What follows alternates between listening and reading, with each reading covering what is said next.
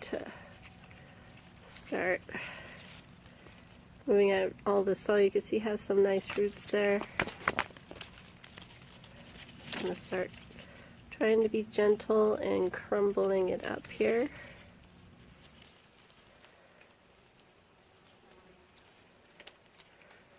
Probably have a little bit of casualties, but that's okay. I'm going to put this down and I'm going to do the rest of it since I don't have a tripod, so I'll be right back.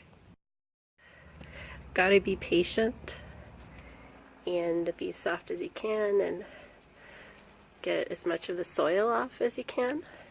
Found some little earthworms in there, which kind of surprised me, but that's a good sign too. I'm gonna let them stay out here in my backyard though instead of in my pots, because probably wouldn't be the best situation for them. So after I remove as much of the soil as I can, what I do is I've got a little bowl here of RO water. I have an RO dispenser, and I'm just going to put this in here. I'm going to swirl this around and get as much of the rest of the soil off as I can. Sorry, those are my neighbor's dogs. They like to bark. Anyways, I'm going to swish this around. You don't want to use tap water because tap water contains chlorine and other chemicals, and prayer plants are very sensitive to tap water. You don't want to use that to water them, and especially for a situation like this where you're completely changing out the soil. Okay, so now I'm ready to repot. I washed this planter it was in out, and I've already added some of my potting mix, and I'm going to go over that right now. What I've got here, this is from Home Depot. It's $5.98 a bag. It's called EcoScraps Natural plus Organic Potting Mix, and what it is they basically use a lot of food waste, turn it into compost, and then bag it up. So I thought that was kind of cool. And this is what the mix looks like. So I've been trying that out. So, and then next we have here Black Gold, and this is Moisture Supreme Container Mix. And prayer plants really love moisture, and I live in the Southwest in Arizona, so I like to use this for prayer plants to keep them more moist, especially because during the summertime, which is like literally 10 months out of the year here, it's normally 85 degrees in my house, and so that helps me not have to water as often. Really good plant soil. This is what it looks like. I get this from Desert Horizon Nursery, and you can also order it online on like Amazon, believe, and if I find the links for these soils that I'm showing you, I will put them in the description. And this costs $5.98 as well a bag. And then lastly, here I have some Orchid Grow Mix coarse grade, and this just, I like to mix this in too, because it just gives it has like big pieces of it's either perlite or vermiculite, and it has coconut coir and all those other things, and it gives like pieces of bark and things like this. It gives the plant something to hold on to and aerates it a tiny bit more.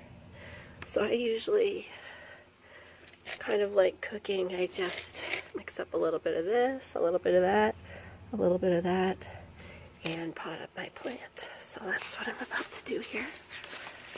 Here's a little Triostar or tricolor here. And just going to, I usually like to leave about half an inch or an inch in the pot so I can have room to water without worrying about it overflows. So just going to put this gently down in here.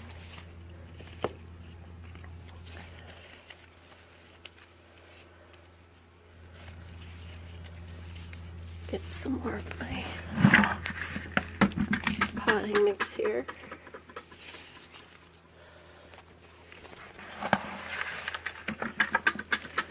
And I'm making a big mess, but it's all okay around my patio, so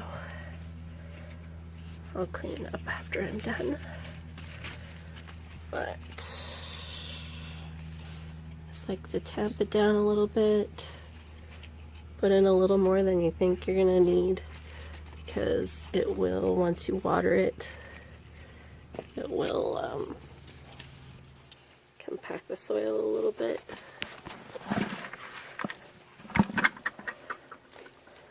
And the soil level won't be as high as you think after it's wet.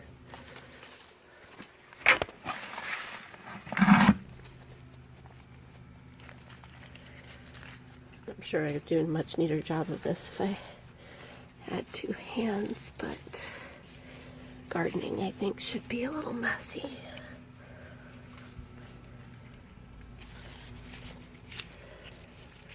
So there we go. I think that's looking pretty good, maybe a tiny bit more.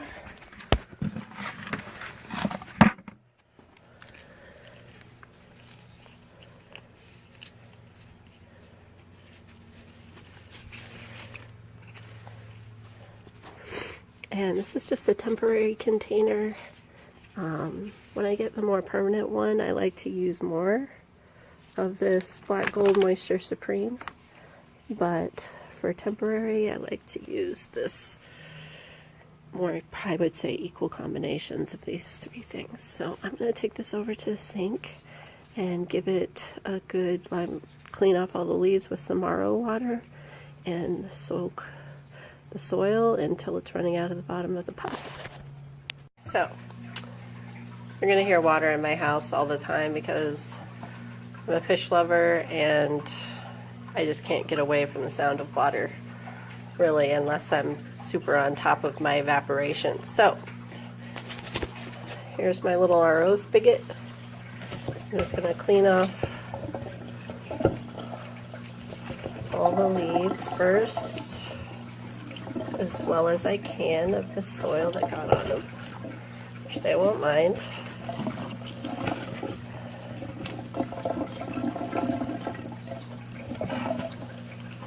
Okay, and then I'm just going to make sure I soak the soil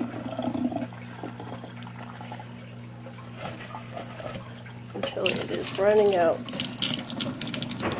Let's see. Dripping out from the bottom there. And then I'm just going to let that sit there until it stops dripping. And there we go. That's the end of the first part of Project Revive.